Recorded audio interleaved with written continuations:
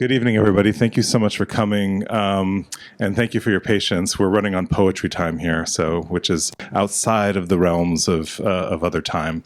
My name is Rob Arnold. I'm the executive director of Poets House. I'm really happy to see all of you here. I think it's a radical act to write a poem. It's a radical act to read a poem and to be in community with poetry and with poets. So thank you for bringing that radicalness to Poets House tonight.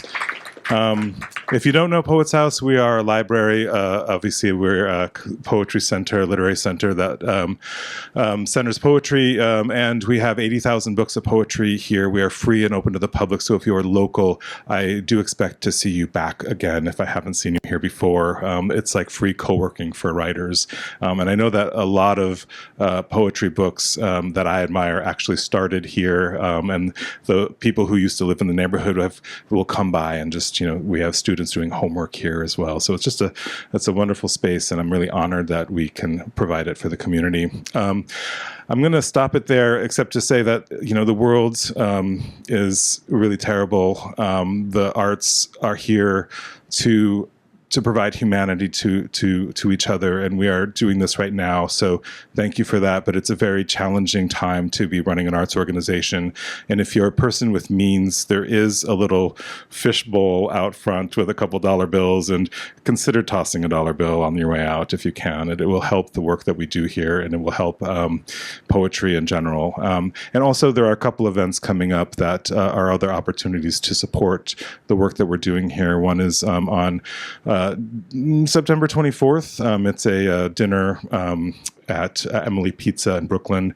Your ticket will get you free pizza and burgers and some drinks as well as a reading by Mark Doty and Marie Howe. It's going to be a lot of fun. And then on October 10th, we have a poetry cruise that leaves from here. We get on a ferry boat and ride around in the river. And we're going to be listening to poetry, Rumi translations by Halela Liza-Ghafouri. It's going to be a really wonderful night. So you can find information about both of those events on our website. And now, without further ado, I'm going to turn things over to Spencer Jude, who will be hosting us for this evening. Give it up for Spencer.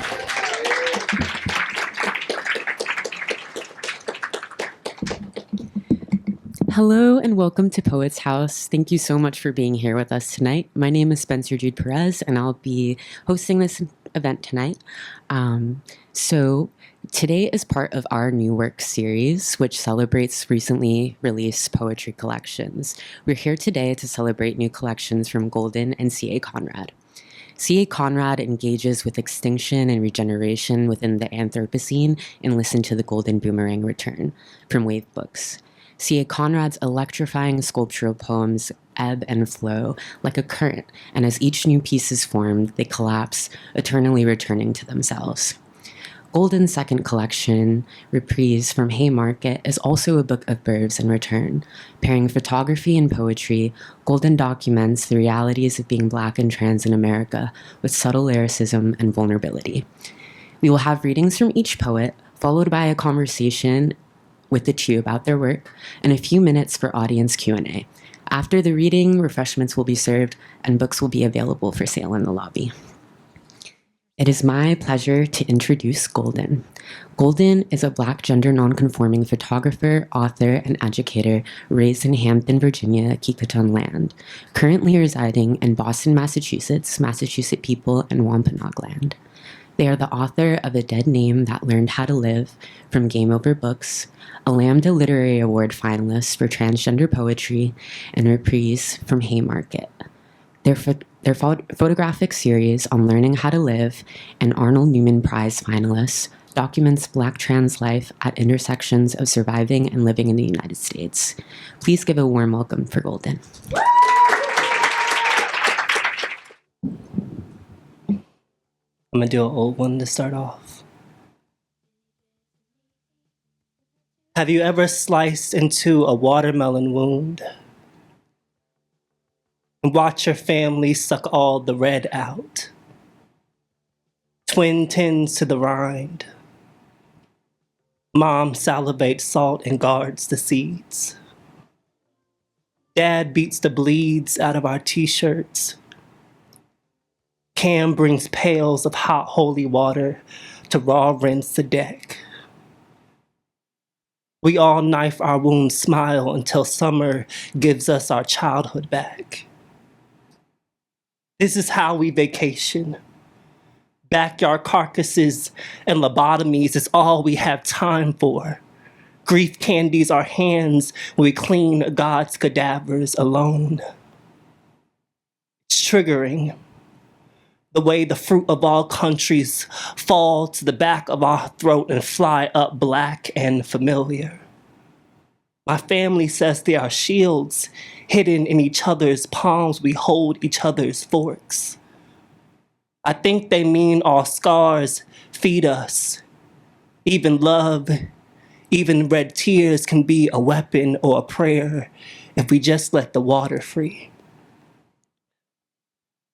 Thank you. That was from A Dead Name That Learned How to Live.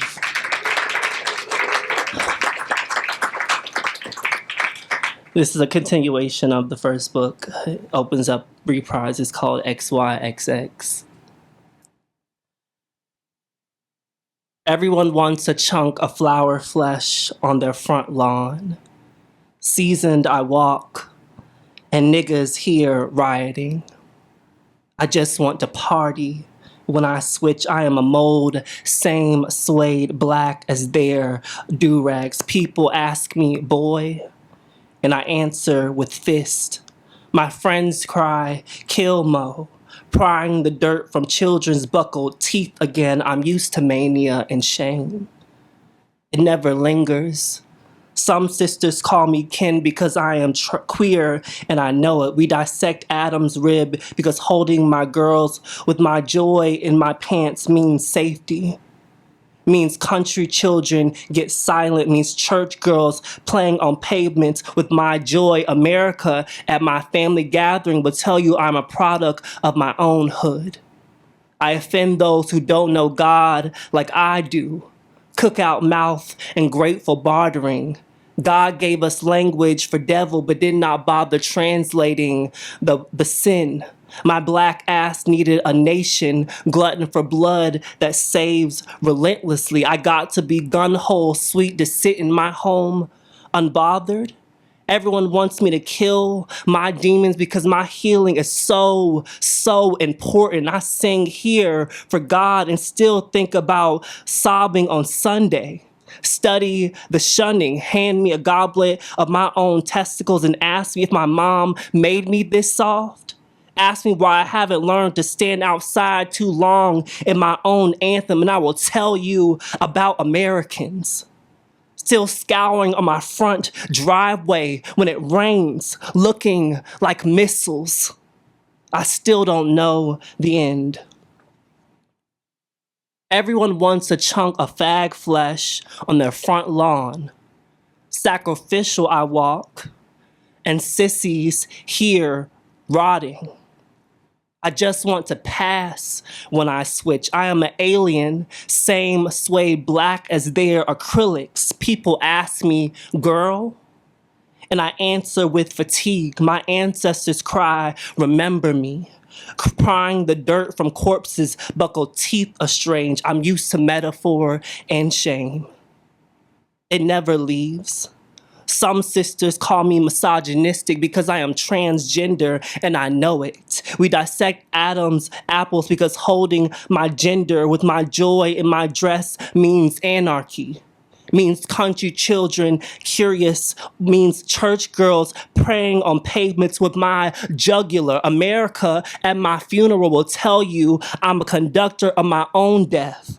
I offend those who don't know biology like I do. Cookout mouth and graceless bartering. God gave us language for angel, but did not bother translating the pronouns. My black ass needed a heaven, glutton for blood that loves relentlessly. I got to be gun-ho, sweet to sit in my home breathing. Everyone wants me to kill myself because my healing is so beautiful. I squatter here for God and still think about freedom on Sunday.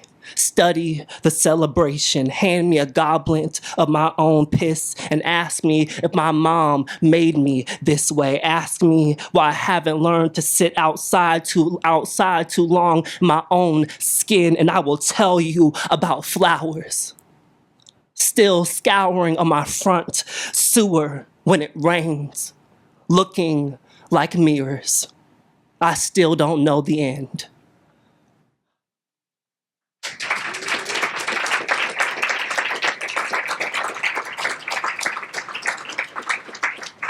You want to take a deep breath in and out. And take a deep breath in and out. This is my favorite. This is a poem after my favorite flower. It's called A Ghost Orchid. I tend to forget myself in dark metaphors, so allow me to introduce myself. True Sag, foul fresh, scorpion slick, better bitch, wrap me in jades and maybe I'll tell you my favorite color, nigga, my favorite word. In reality, I sing solo songs standing still, cause quiet days ask questions. In Technicolor and Truth, I soul lock to lyrics, cause they remind me I'm a flightless fantasia fantasy. I want to be someone who widens their whole wings on the hood of a moving Mustang, surviving Jericho and justice. Yes, I only fall at funerals and when my family reminds me I'm overwhelmed with being an American. Call me black before Dahlia. Call me beautiful before I go to sleep. Love is a game is my favorite song to scream in the shower because I'm lonely on land. Because I cling to trees and reason too much. Because I avoid what unleashes the sin.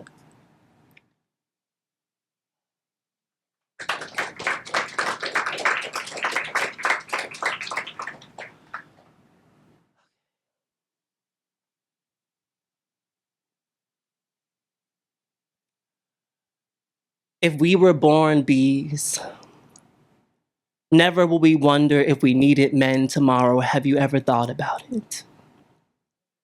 How purpose isn't west or east, how God might be another word for family in the South.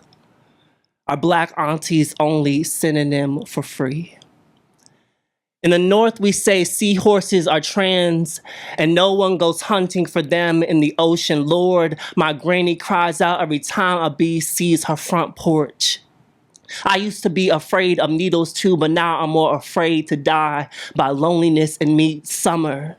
This is the first year I haven't migrated since 17 and still I have tree branches tucked in my throat.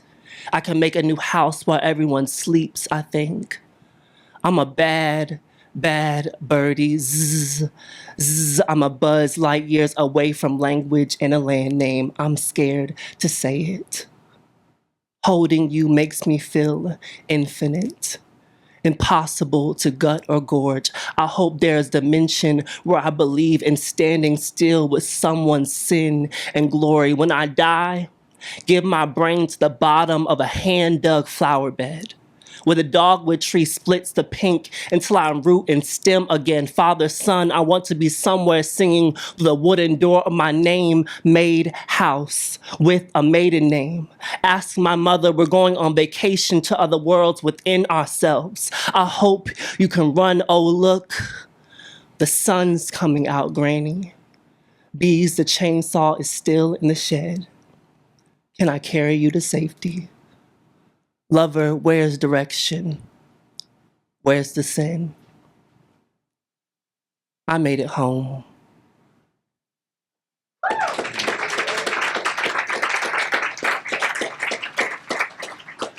I'm gonna do a couple more.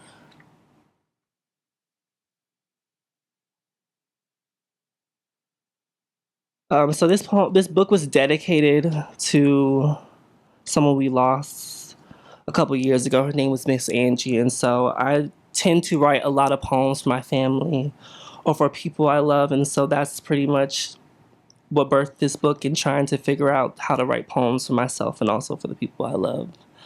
So this is called Didn't We Have It All? Anybody, anyone, anywhere, just say the word sister. Even slime with cement or salted as slugs, I crawl to you any day and ask, do you need anywhere soft to lay on? I meet you where your body lingered any day. Sun slushed on your gap teeth, blood and bile in your earth dressings, laughing in the folds of your forever. When I reach for you, no, I never meant any gods, any heroes, any friends. You would say the word, you would hear me sing, I want to dance with somebody. And we would timber in every kitchen, hover in every requiem of hell, drink and dip in every street dazzled in our destruction. We think we know why we want to live, and then we just fall into the dust star of so many decadent descendants. So many dandelion disasters becoming siblings in the den of some simple destroyers. How are we thinner than sky? No louder than the thunder of ants and such Solaris mountains. We danced, didn't we, girl? We sang, didn't we, friend?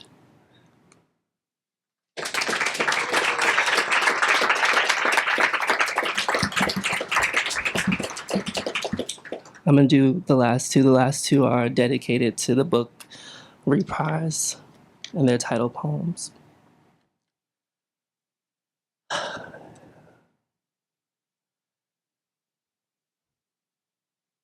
Sorry, my friend Vicky's here. I want her to come up. Come on. She's in the dedication page, so I'm glad that she comes in. I used to live in New York, so this means a lot to be able to come back and do a reading here. Yeah, so it really means a lot. Thank y'all so much. Okay, this is called And When They Come For Me, Reprise. You thought sorrow was my only song, America. Well, I didn't run here to testify. I believe I was mid-hymn, starting a battle for some brother's baritone, to dance with my niggas in the dark disco again. Have you ever just been so joy-bit, just in the juice of some black enjambment, where your whole jaw just starts wrapping the world in gold? I want to be courageous like a mockingjay, like a pea silly on the windowsill, the swallowtail crossing the ordinary air, but I have to be original. I said I make honey with this here today. I said the lemonade is all I have in the fridge. If people ask, do you have any fears? Always say yes, and I'm not here because I'm the best at anything, America.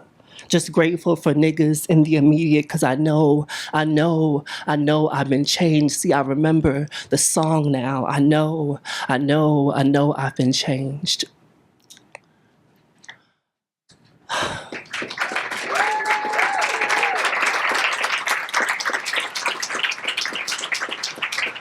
America, even when you sing bombs bursting in air, I know there is a good Milky Way God, reversed and paralleled.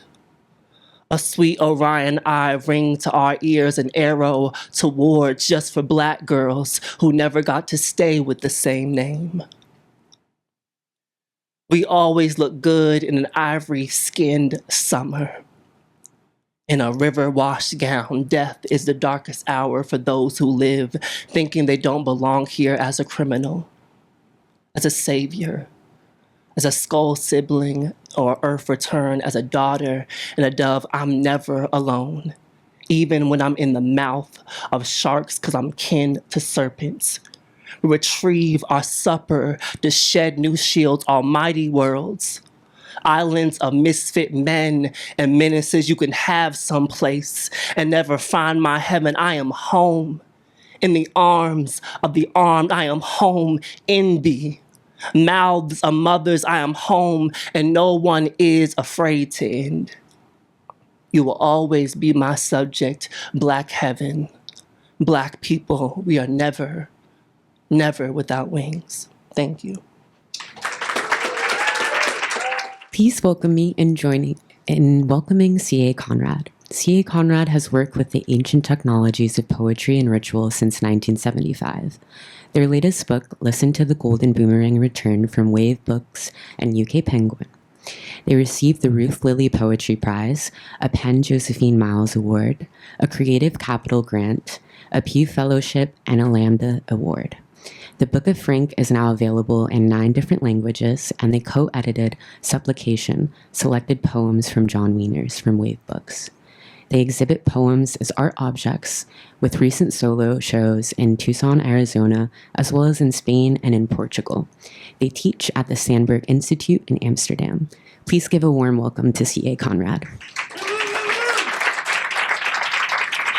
This year's my 50th anniversary of writing poetry, and I thought, I've never done this before, but I'm just gonna read one piece of each of these books this is also my 20th anniversary of working with somatic poetry rituals. So I'm gonna read from those books, starting with this one.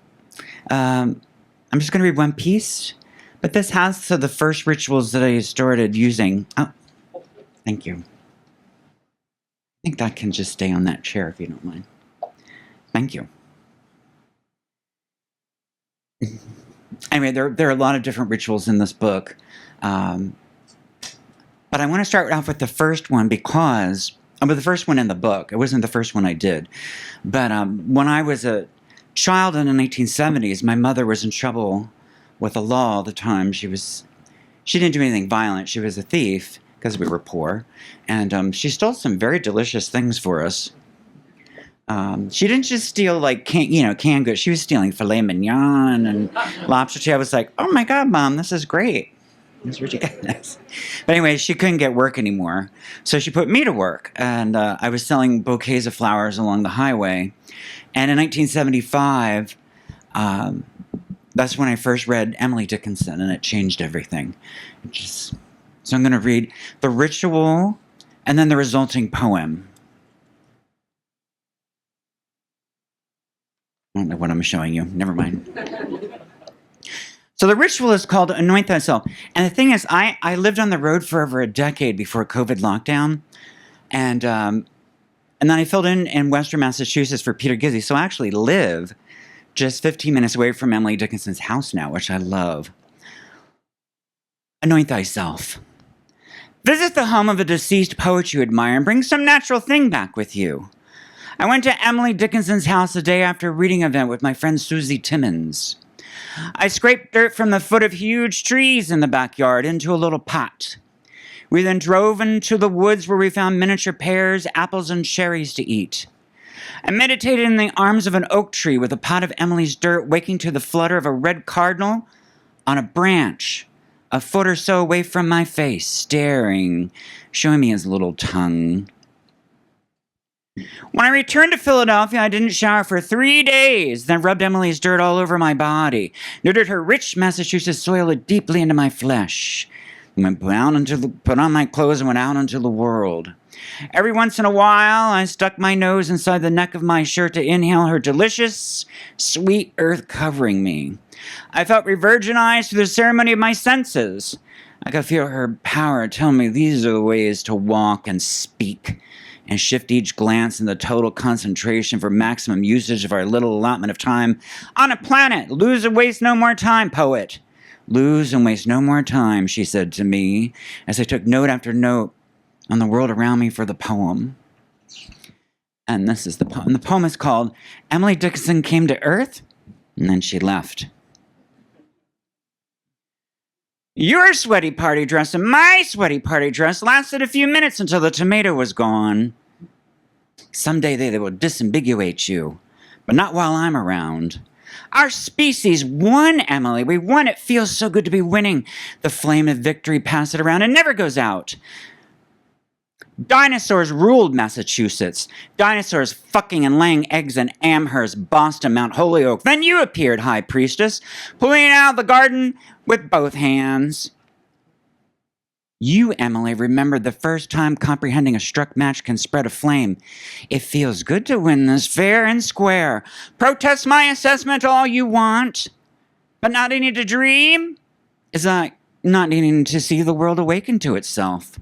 Indestructible epiphanies consume the path, and just because you're having fun doesn't mean you're not going to die. Recrimination is the fruit to defy with unexpected appetite. I will be your outsider if that's how you need me. Electric Company's stupid, threatening letters cannot affect a poet who has faced death. Then there's this book. I did not... I would have never put my name like that. That was the designer's decision. crazy idea. So anyway, so the opening poem in this book, I'm going to read just that one.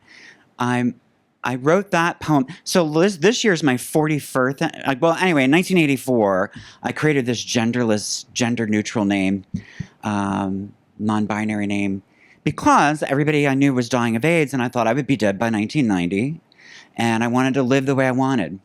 And it was very, I was amazed just how angry people got, especially gay men. They were ridiculous. Mainly because when I was a teenager, I was making money on stage, dancing for rich gay men, and whatever. And I was they were like, "What are you doing?" They were all worried about something that wouldn't matter because I wasn't dating them anyway. But anyway, my point is, I did this ritual to commemorate, I think it was the 30th anniversary, so it's maybe 11 years ago. And it's called MIA Escalator. I'll read the ritual and then the resulting poem. This was a lot of fun to do. I rode several of my favorite escalators in Philadelphia, taking notes up and down the vantages. At the top and bottom of the ride, I would show photographs of myself to strangers and ask, "Excuse me, have you seen this person?"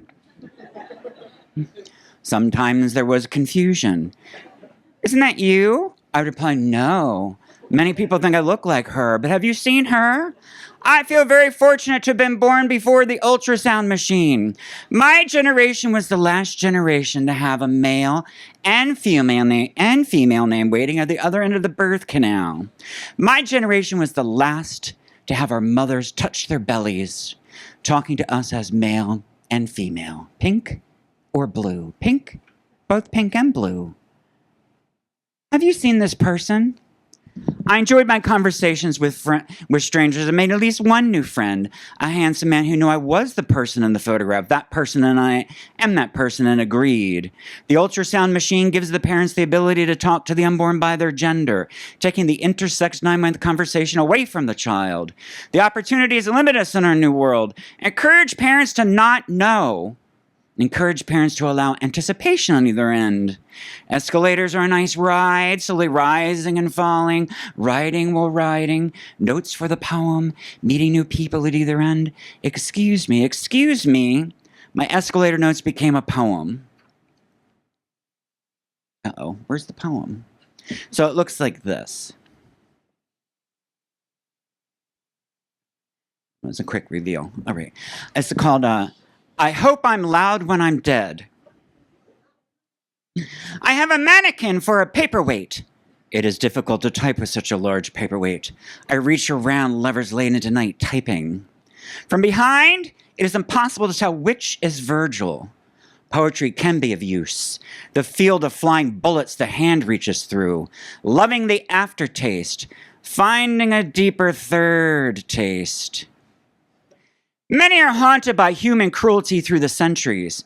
I am haunted by our actions since breakfast. You said too much poetry. I said too much war. The biggest mistake for love is straining. There was a door mistake. We entered. You said too much fooling around. I said fuck off and die.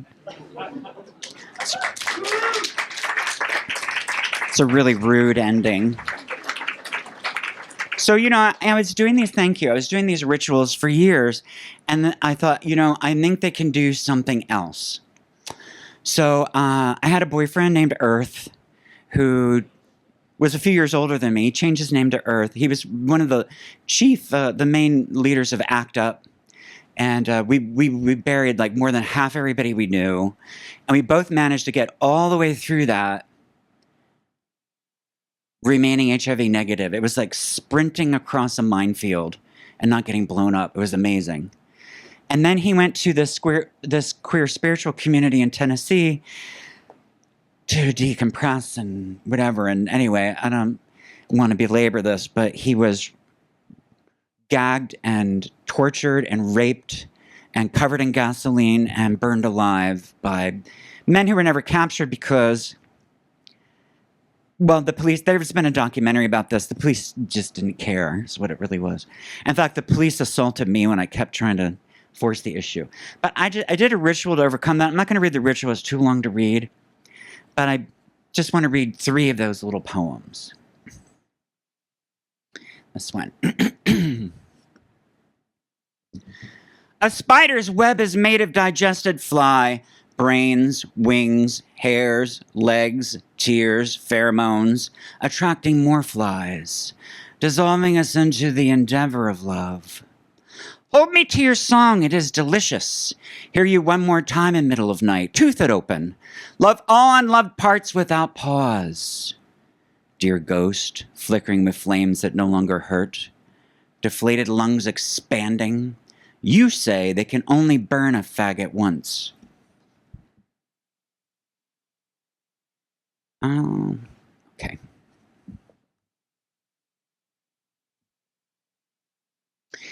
When you died the way you died, it was contaminating. A new danger of being lost and insecure. But reality can never be avoided forever. At the same moment, who is afraid of whom? The killers or my beloved? Or guilt of my continued song? Desire is not what we achieve, it's a knife often carving the wrong way or racking in the alchemy of a mood. I should never trade youth for poetry's resonance of aging. But I can put every poem I ever wrote in a pile and burn them if you would appear on the other side. I'm going to finish with the one when I realized it was working and I was feeling better. It's this one here. The spirit of your flowers is my favorite shelter. We were in love is the main thing. Faintest green light and tree pulls me forward. Whenever life is beautiful makes me think of you. Carry color of the forest to be with you. To belong to this world with you. To have what we have, and that is it. Yes, the present is between the past and future, but is too radical to be called the middle.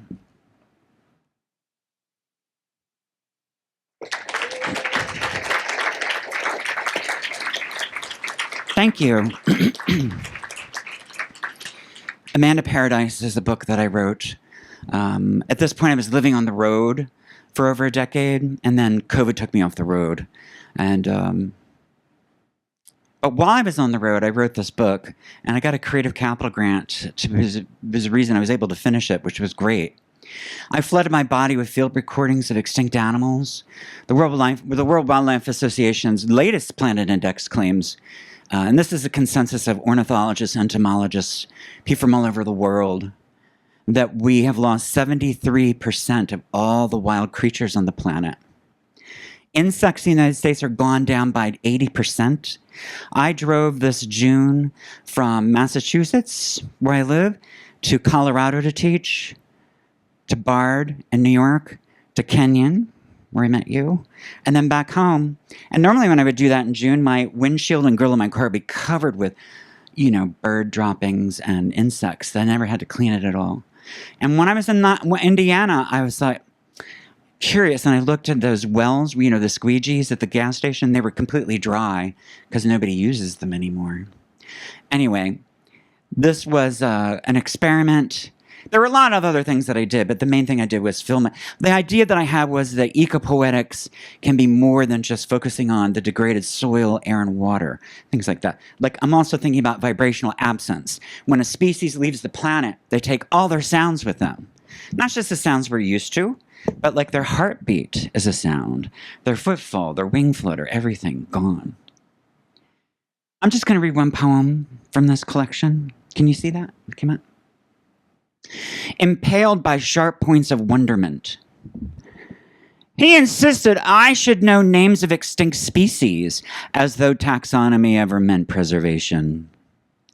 Telling someone who they are instead of asking is where extinction gets its start. Another window into the carefully ornamented shadow.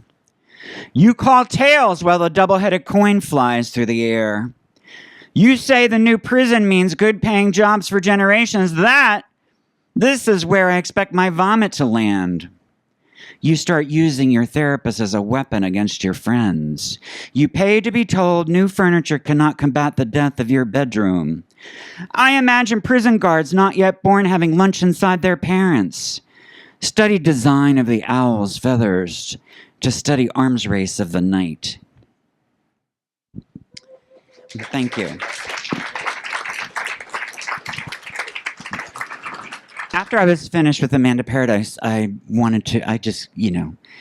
years of extinction. So I wanted to work with creatures that are thriving in the Anthropocene. And I was stuck in Seattle, Washington, all of COVID lockdown. I don't know if you're familiar with Seattle, but it's one of the world's largest populations of crows.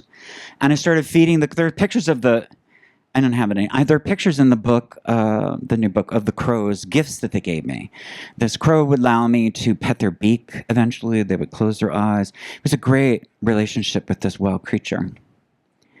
And then I talked my way into the macro in Rome, Italy. Like I'm really one of these poets who's like, I'm tired of poets being treated like the ugly cousins of the art world. You know what I mean? So I was like, I want to be an exhibit for 2 months. They said no. And I said, I want to be an exhibit for a month. They said, no. I said, I want to be an exhibit for 3 weeks. They were like, why? And then I got myself in there, And every morning I would go down and feed the rats. The rats in Rome. I don't know what's going on over there. They're beautiful. They're like show rats. They're like shampooed. It was great. Anyway, never mind. Let's read some poems. Our first lightning strike was convulsive. We felt sad for our violence after exterminating wolves and bison. We do not need a doctor to say, dance, dance, dance, before the song runs out. Learn how to live so wilderness never becomes mythology. We put them in parks to be wild on purpose. A museum of fur, fangs, and hooves. This book was just translated into Greek. And I love, Christali is the translator, and she's brilliant. She's this like amazing dyke philosopher from Greek. She just argues about everything. I love her. And she got the shapes in Greek. I just love it. I don't know how to read that. I just wanted to show you. Part of this forest tastes like the man I love, with an actual number of nails holding the bedroom together. Other days when we died where we felt we became the forest. My car never intended to be a meat grinder, another face going under the waves. We felt awful after hitting the deer. We made love and slept with one of his antlers between us.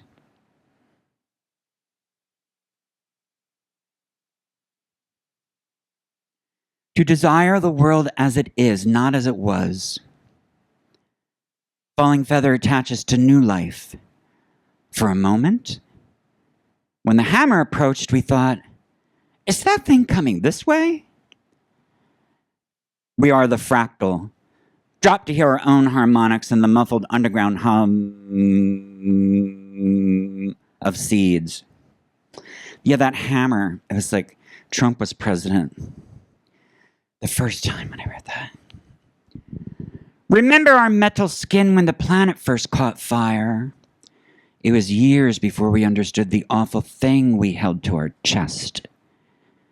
Whatever a poem can send into the future, please send the breath we've been trying to catch, for as long as you can hold it.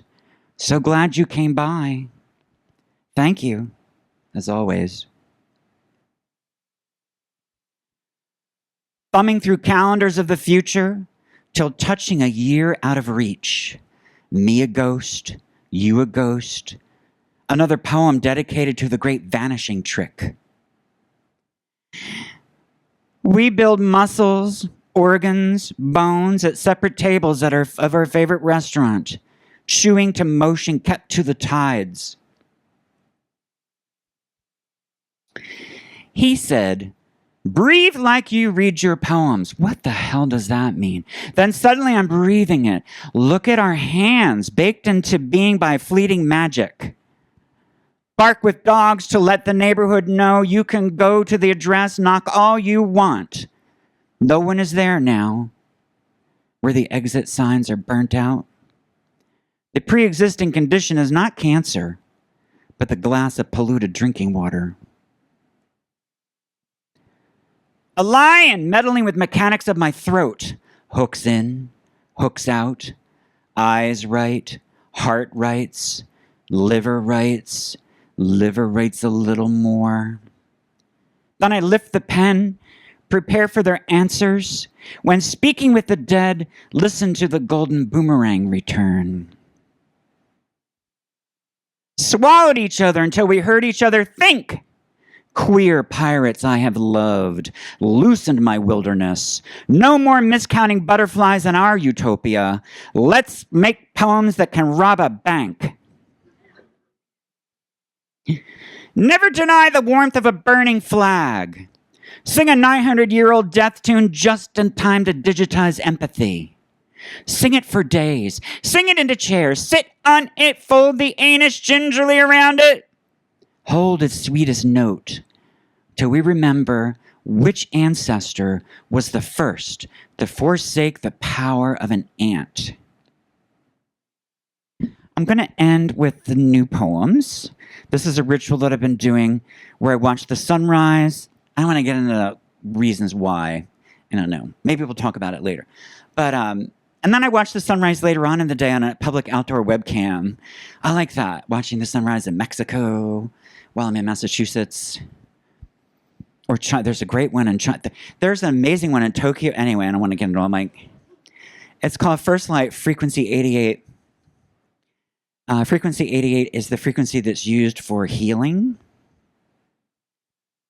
For Bernadette Mayer, 1945 to 2022, the lightning strike of your genius will forever vibrate in the fertile ground of poetry. There is a welcome posture the sun does. I wait for it, hold myself against it all day. Hang a string on my ear with a note saying, let's get this place cracking. Your encouragement was everything. At first I thought, your tiny sponge was no match for my muddy window. I want to be the friend who accepts your gifts. Sing with wind as though it is a duet, then suddenly it is. For 10 years I lived in my car. People asked, where are you going? I always said, I'm traveling away. The wanderer of the road knows, the intestinal trans-expatriate. I met a man who feared termites, though his house was made of stone. I wrote on truck stop walls, dear sleepwalkers, every U.S. taxpayer is a weapons dealer. In Mississippi, I touched the pig's heart in a jar. For weeks, I saw other worlds of clover, could sense the romantic fusion of living and dying in a frying pan, left with a divulgence. What else is paradise losing, if not our trust? What is the word permanence doing to your imagination? Your property and things, trade revolution for reform. Gamble the sky on a factory chimney, climb steps to the burned down bank. I smelled a millionaire's toilet and knew exactly what he ate and was disgusted with myself for knowing. I'm tired of remembering, and the memoir I refuse to write is titled High Heels and Turnips. This is the newest one. You need a temperature of 1800 to turn a heart to ash. Fire needs no fork at the feast. Mourners are a collective memory, understood by my 9th funeral of friends who died of AIDS. I'd like to see you try telling the heart it has to leave. We get new feet when we are reincarnated. I'm always so excited to see them, aren't you? None of them write poems anymore. The spirit said, don't speak to me. You have lost your position in my heart. Make a noise to get the mouse looking over here. All gravity ever did was hold us down. Whether or not falling gets up in the middle of the night for a little falling in love or falling off a cliff. I'm fine to never see them again, but I do miss their poems. I'm going to end by just showing you some of my new installations. This one's currently up in upstate New York. It's a big group show. So yeah, anyway, I'm just keep showing you. This is in London earlier this year, Sham Lakum. So these are my favorite way of doing it, like standing. But sometimes the gallery can only afford fabric, so I do them on chiffon, which is the perfect fabric. They shimmer. That's a great fabric for movement. You know what I mean? You like chiffon? People laughing. I think that's great. This is the cellar. And then this is a show that was at the Mocha Tucson. These were really big. These were between 6 and 9 feet tall. And this is a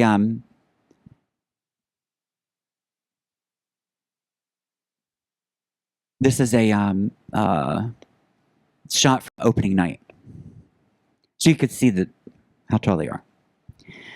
And then this is in Anafi, Greece. I really love these. These were on the walls. And then this was in Lisbon. And then in Santander, Spain.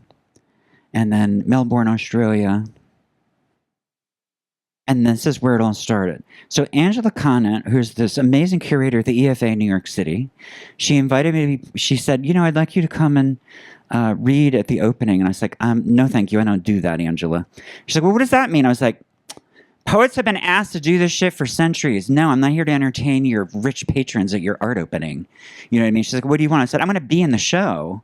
And she's like, what does that mean? I said, put me on the wall. And she's like, what? And then she thought about it, and then she put it on chiffon, and it was beautiful because it's a poem about warfare and toxic masculinity and Kalishnikov and all that. So it was like great. Because the thing is about chiffon, I can't think of a single piece of male-identified clothing made with chiffon. So I kind of like that contrast. Oh, that's the last one. Thank you very much.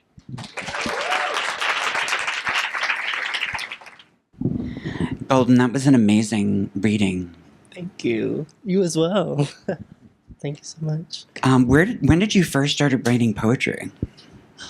That's a hard question. I mean, I feel like I started writing poetry in middle school. My granny, I call her my granny. My granny is a poet, and so I feel like she inspired me to write poems. My mom also wrote poems, and so I feel like it's a family trait that I kind of carry on and take it, yeah. Mm-hmm. Does your family ever go out and read poems like you do? No, they don't. No. That's probably too much for them. Too much in front of an audience for them. But they enjoy to support me though. Nice. Mm-hmm. Well, I do have a question for the both of you to start off. So both of your collections have unique formats and structures. Can you both talk about how you came to develop those styles, and how does playing with form open up new ideas and landscapes for poetry? You can take me. Okay. Well, what the form you're talking about? Well, before I started so the first 30 years of writing, most of my poems were on the left margin. But once I started using these rituals, from the very first poem that I wrote with those notes from the ritual, I literally felt like I was going to throw up. I thought I was coming down with the flu, and then I would walk away, and then I would come back. Because I'm trying to put it into a computer now to make it into a poem. And then I just intuitively started moving them off that. Intuition just means listening to the spirit world, And then I started moving them off, and then I didn't feel like throwing up anymore. And then the next morning when I was waking up, this voice came to me, a very clear voice, and said, "We've been trying to show you the way out of the violence of the line." So I surrendered after that, and I absolutely believe that the poets and the artists have been right for thousands of years about these ghosts, these muses, these spirits we write with. So that's what it is. And also I want to say, too, that they all stand on the bottom of the page, and I've just made them like these little creatures that vibrate inside their little bodies. And then I have dreams about them all the time. And my publisher let me publish this book without numbers, and now I don't know how to find them except by their shapes. Your poems remind me of like beings, so I really like that you said that you put them at the bottom of the page. I feel like a lot of my form came from being a photographer, so that's what my formal training is in. And also, I think about like XYXX is really the first poem I really started to explore breaking out of like the margin. I think that naturally comes with being started off with spoken word poetry. I feel like I wasn't married to the left margin even when I first began. I feel like I was trying to figure out what embodied my poems at most. So most of my poems are either probably sonnets, couplets, or free form. But XYXX is really important because it's if you see the book, that poem actually, the first iteration is broke up into chromosomes, and then the chromosomes actually become to dissolve as the poem shapes. There's actually 3 versions of XYXX as it starts off. And so it began as like a seed when A Dead Name That Learned How to Live came out, and then when Reprise came, they're never the same poems. Like a couple of the poems repeat in Reprise, but they're all very different. And I feel like, similar to what CAConrad said, like I love just listening and just like figuring out what is intuitive to what the poem is asking for, instead of trying to force a linear approach to something that to me is kind of otherworldly. Like when I write, I think I'm listening to something or someone or some place and trying to actually let that speak through, instead of trying to really be the one to kind of be the author. And where do you, is there a place in Boston where you like to write? I'm actually not in Boston anymore. That was an old bio, but I love to write. I love to write in Virginia. Like a lot of the book is written in Boston, actually in Rosendale. I loved going to Arnold, the Arboretum. I love the Arboretum. I live right down the street from the Arboretum. So I love anything that reminds me of nature, because I grew up right across the street from this nature park called Sandy Bottoms Nature Park in Hampton, Virginia. And I also grew up a lot like being on Eastern Shore of Maryland. Like my family's from like a small town in the country called Pocomoke City, Maryland. I don't know, probably never heard of it. If you have, I see a head shake. That makes me so happy. The population is very small. There are, there's not that many people there, but it's like kind of my safe space. It's the place where I feel the most at center and at home. Yeah. You're back in Virginia? Is that what Yes, I'm back in Virginia. I'm like between Virginia, New York, Boston. I'm a little bit all over the place right now. But yeah, I feel like I'm kind of getting back to writing finally. It took me 5 years to write Reprise, so it's kind of wild to think that I've been writing this. I started writing it at the top of 2020. So the Reprise is actually a photo and poetry book. I didn't know there was a projector. I would have showed y'all some photos, but if you have a chance to look at the book, it's a lot of like self-portraits that follow that, and it's I think Reprise as a follow-up to A Dead Name That Learned How to Live was really me trying to put my story forward, and I think the first book was dedicated to my family. I wanted to make the next one really dedicated to Black trans folks and also to myself. Yeah. Sorry, such a good question. No, that's great. That's what I wanted. Did you ever, when you were in Boston, did you hear of the poet, this African-American queer poet from the 40s and 50s, Stephen Jonas? No, I haven't. I'll look them up. I just want everybody to be like, he's sort of been erased from that history. All the other poets are there, but he was brilliant. He wrote this book called The Exercises for Ear. I bet they have his stuff here. I'll have to look it up. Stephen Jonas, Jonas. How long have you been based brilliant. You said Western Mass, right? Where are you in Western Mass? I live in Greenfield. Okay. Just above Amherst. Okay. I know a couple friends in Western Mass, so they enjoy nice. it. Yeah, it's a good place. Lots of nature out there. Lots of places, nature, yes. and there are more poets there than anywhere else in the country. I believe it. Unbelievable. It's wonderful you were talking a little bit about the portraits and photographs in your new collection. Combining these different art forms speaks to the intersection of identity that you write about. Can you talk a little bit more about the mixed media and how that kind of creates something new as you blend them together? Sorry, I feel like I'm talking so much. Yeah, I mean, I feel like I've always came from that place. I've always thought about like poems and photographs tangentially. I've never thought about, like, even when I was doing photography, I was thinking about the poetics of photography. And when I think about sometimes I think about poems as like a moment in between time. Like I feel like I'm like for example, there's a lot of poems that are about people who have passed, right, who are no longer here, and trying to create. And also, I write a lot of poems in other people's voices. Like the poem I read, "Didn't We Have It All," is actually written in my mother's voice to her best friend. And so, like, what does it mean to embody someone who you know so well, and also trying to show like a portrait, especially because these are a lot of self-portraits. It's not just about me, but about a collective. Like, I think that sometimes we exist between people, between moments, and trying to share that, like, even though we have our own individual stories, they're a nucleus, you know, they're naturally impact and ebb and flow.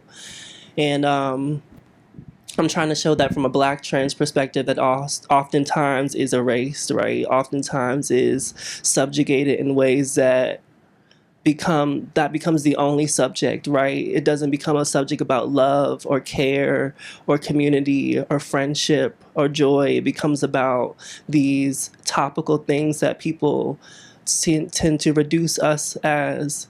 And I'm trying to show us that we are all human, right? We all have someone we lost. We all know what it feels to stand at the edge of love, at the edge of loss, at the edge of wanting and yearning, and the edge of joy. And I'm trying to show that as a human experience, right? And not something that is singular to me, even though I feel it on a daily, right? This macro of being looked at, of being watched. But I'm trying to show you of what is a beautiful vulnerability, right?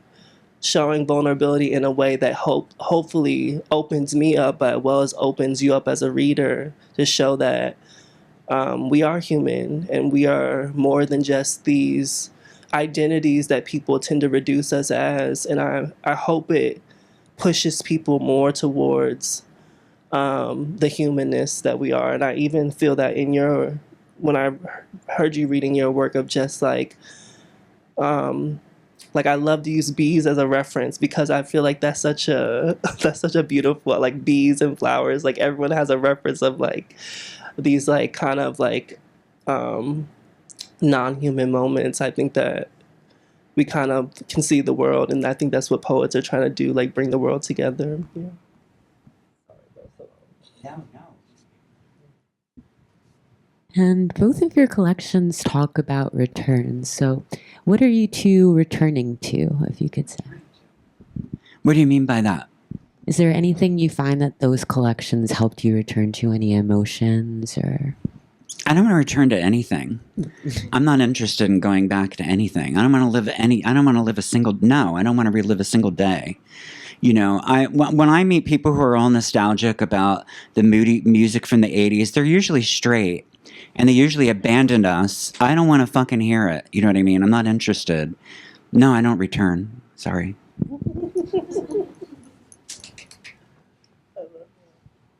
You'd return? Absolutely. I can't, and I love that you have that answer. Like, I love that we are different people, you know what I'm saying? Like, because I feel like that's such a, interesting perspective. I feel like I'm obsessed with the past, but I feel like because, yeah, like the past is unending for Black people, right? Like that's something that's inescapable. Like when I'm having a photograph of my mother, I have no choice but to see myself. When I take a photograph of myself standing in the yard of, like, there's this photograph of me standing in the backyard of my parents' house. And I think about how that house once was not a place where I felt safe enough to even be, let alone to stand there and be like, I'm going to stand here and own this space, right? So I think I return in a way to move forward, though. Like, I don't think I stand or stay there.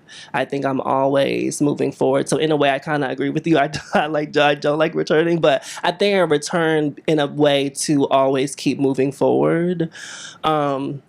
Because in a space, if I just stand in the past, I can't be free. But I think that sometimes that can be turbulent in a time, especially in a time that forces you to return and the powers that be. So yeah. Thank you both so much. Both your readings were beautiful. My question is for CAConrad. I was wondering, there's a moment where you use the word somatics, and soma is parenthesized against tics. I was just wondering if you could speak to the significance of that delimiting of the prefix of soma and tics. I would love to. Do you mind if I'm just going to very briefly explain why I started doing them? So I ran away to Philadelphia as a teenager. I didn't want to work in the factories. And then, of course, it's the dawn of the AIDS epidemic. And I wound up losing like more than half everybody I knew. All that plays into everything that I'm doing now. But in 2005, I made some new friends who were in a creative writing MFA program. And they were connected inside, and their writing lives and the lives they were living were connected in a way inside that I didn't have, and I wasn't clear what that was at first. It took me a little while, like a little over a week, to really get to the bottom of it, and I realized, it's our backgrounds. Their parents are doctors and lawyers and engineers. I come from factory workers. And what that means is, well, my mother didn't want to work in the factory. That's why she was a thief. But that's another story. But all these factory workers I grew up around, when you go to work at a factory for 10 to 12 hours a day, because nobody's working 8 hours anymore, you would literally become an extension of that machine. And in order to survive that job, you need to shut the present off, and your brain lives in the past and the future. And when they go home, they don't know how to flip that switch back. Maybe they lost it. Maybe this is universal with factory workers. But when I found this out, I realized I needed a new relationship with time. So that's where these rituals come in. They anchor me in the present. And then eventually I thought they can do other things, like help me get over depression. And like I said, soma. Okay, so I decided to call them somatic with soma in parentheses because, well, the word soma, the Oxford English Dictionary incorrectly, I love saying that in London, people get really mad, states that soma is Indo/Persian. And of course this is because, well, I say of course, I don't know, I'm such an American when I'm over there. I think it's because the British Empire wasn't interested in giving up the fact that long before they ever stepped foot in India, they had ancient trade routes with Persia. Like they were like... everybody was living in trees and in huts in England when they were having civilization down there, So the truth is it's not Indo-Persian, it's Indian. And the ancient trade routes brought it to Persia, which is where the Sufis began using it. And like when I'm teaching this, I'm giving a talk tomorrow here on occult poetics, and I'm going to be talking about Rumi and how he first started writing his poems, but which is a complete occult transmission. But the thing is, with this word soma, the original definition of soma was in Sanskrit in the first book human beings ever wrote, called the Rig Vedas, the Vedic text. Soma meant to press and be newly born. They were taking energizing plants and psychedelic plants and juicing them and drinking it to press and be newly born. And then it wound up going to Persia, and the Sufis were using it. But that's the word from India. The word somatic comes from Greece, and it means the physicality of our tissue, our bones, the body cavity, our nervous system. But what I love is that inside the word for the body, the larger part of that word is a word for the spirit, because soma isn't just a noun. That's another thing they're wrong about in the OED. It's also a verb, because soma is a seeking. You're seeking the spirit, So that's why I like triangulating with that, the body, the spirit. Nikola Tesla, not, Elon Musk, but the actual Tesla, he said, if you want to understand the secrets of the universe, focus on these three things: energy, vibration, and frequency. It's all about it. Like, I ate a taco before I came here, and the taco gave me the energy to move my big mouth and send this frequency to you, and then you can, we're just all about these three things. And I just feel like triangulating with all of it all the time, and I love it. And is the tics part, is that relevant, or is it mostly the distinction of soma? Oh, it's just to say somatic. That's the rest of the word, somatic. But soma lives inside of that word. I didn't know if ticks had a relevance like as a physical tick at all. Oh, that's nice. I like that. No, it was just trying to show the word soma. Gotcha. Thank I you like so that, much. though. Tick. Lyme disease. Real quick. Just the tick is involuntary, and these are presumably rituals that create things from the subconscious, which is not necessarily involuntary per se, but I feel like related. So that kind of works. Oh, the ticks in our bodies? Not like a tick with Lyme disease. No, No, which no? no, not a tick with Lyme disease. Okay. Okay, thank you. Say it again. I was just saying that I feel like it does work even further, as you were saying, with the tick alone at the end, because ticks are kind of like non-conscious movements. I get it now. Thank you. Thank you for explaining that. I'm a little slow tonight. It's okay. I'm always a little slow. Hi, thank you so much for your readings. I had a question for both of you. I've read part of Reprise and I've read Golden Boomerang, and I'm very curious. I guess CAConrad, you've already spoken to this a little bit about form. I'm wondering how your original incubated thought turns into the form that feels correct for the poem. CAConrad, you already sort of mentioned this, but I'm also curious, out of your somatic rituals, do you have a revision ritual as well? Or do they just come straight formed and Oh, out Lord, the gate no. like that? No, they come from notes that I hand take notes, So literally, one of those tiny little poems you saw, I'm sorry, I'm called them tiny. They're 9 feet. Never mind. I derailed myself. Oh, okay. So they are, when I put them in the Word doc, I'm sort of staring at the ceiling because I can't really see you. Oh, there you are. I see. It's 13 pieces of paper, single spaced. So I only use 1% of all the words that I use. And when I'm at residencies, there's usually they give them the novelists, because they like them better or whatever, marketing, whatever, who cares why. But they're usually, drinking wine at dinner and bragging about, how many words they hoarded that day and all. But they see me out there like writing, because I'm always outside writing. I'm not inside. I'm like writing. And then they see these tiny poems. They're like, why are your poems so small? I said, well, I get rid of literally 99% of all the words. And they're like, like they're just horrified by them, But can I just say this? I believe that I'm absolutely not, whatever, if you want to spend your time reading fiction, I've got nothing against that. That's your business. But let's just put it this way. The difference between prose and poetry is just simple to me, as prose is connecting all the tissue and you're following a story. That's fine. I find that tedious. But the thing is, there's no work, you're just, it's sort of lazy to me. But poetry is not that. No. We're giving you corresponding ideas that you bridge. You are required to bring your creativity to the poem. That's why when I meet people who say they hate reading poetry, I don't say it out loud, but I think, well, they're probably lazy. Or they're afraid of their own creativity. That's a great question. Some of my formal poems, so like XYXX came out in the original form.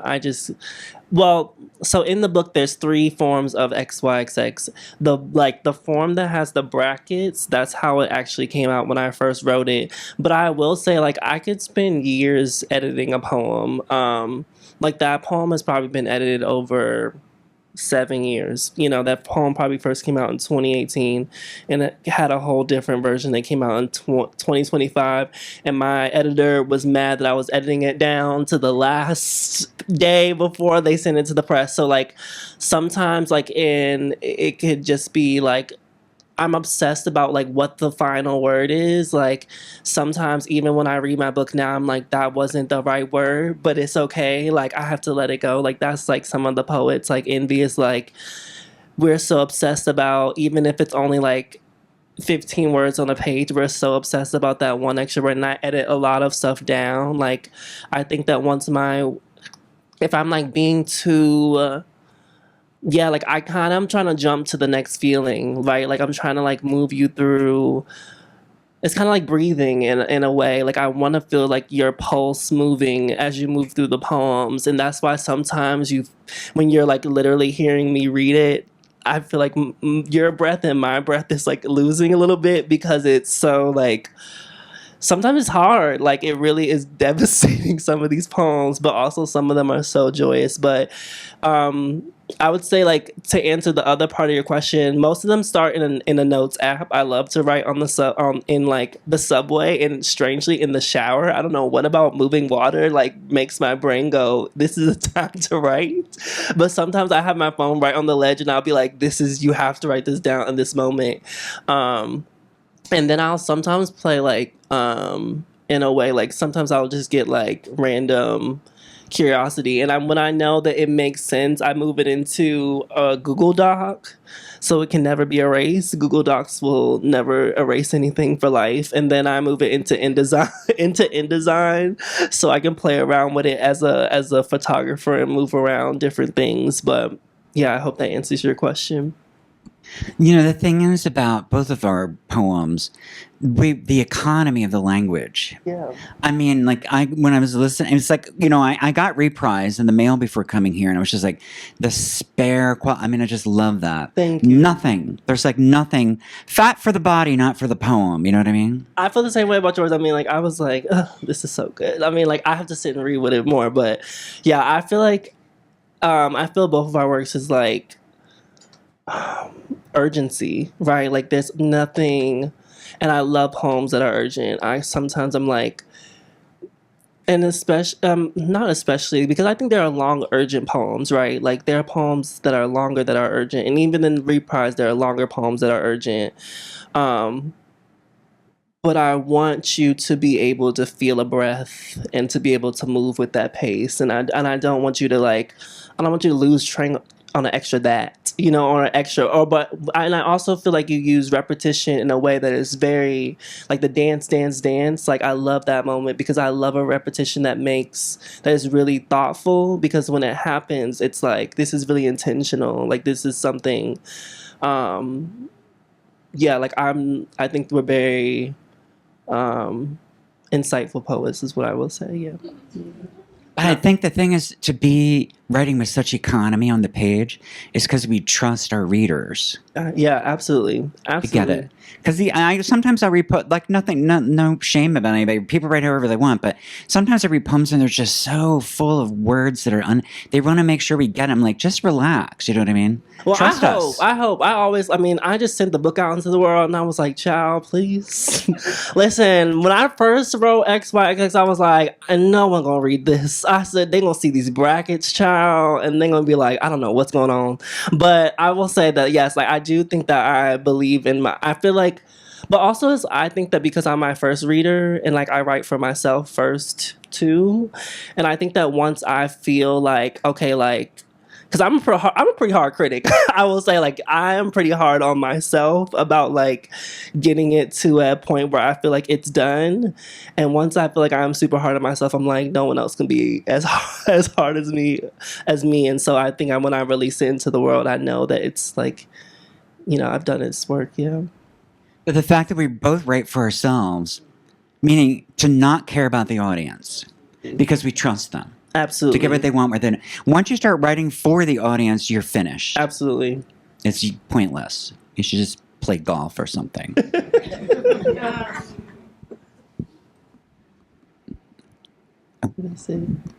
Thank y'all so much. Thank you.